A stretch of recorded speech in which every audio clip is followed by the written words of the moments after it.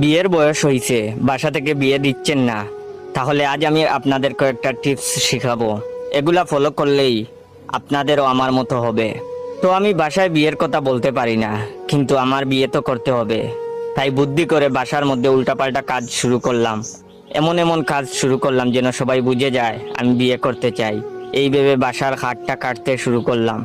সবাই যখন জিজ্ঞেস করলো খাট কেটে কেন দুভাগ করছি, তখন আমি বললাম এত বড় খাট থেকে কি লাভ, আমার তো বউ নাই, একা একা এত বড় খাট লাগবে না আমার। তারপর দুইটা বালিশের মধ্যে একটা বালিশ ছুঁড়ে ফেলে দিলাম বাইরে। এটা দেখে সবাই জিজ্ঞেস করলো বালিশ কেন বাইরে ফেললাম, তখন আমি বললাম বউ নাই, তাহলে দুইটা বালিশ দিয়ে কি হবে। রাস্তা দিয়ে অন্য কারো বউ গেলে বড় বড় চোখ করে তাকিয়ে থাকতাম। এটা দেখে বাসার সবাই জিজ্ঞেস করে কিরে মানুষের বউয়ের দিকে এভাবে তাকিয়ে থাকিস কেন, মানুষে খারাপ বলবে তো। আমি তখন বললাম খারাপ বললে বলবে, আমার বউ থাকলে কি অন্য কারো বউয়ের দিকে তাকিয়ে থাকতাম। তারপর ঘরের কম্বল চাদর সব কেটে দুভাগ করছি। এটা দেখে বাসার সবাই মিলে ভাবতে শুরু করলেন।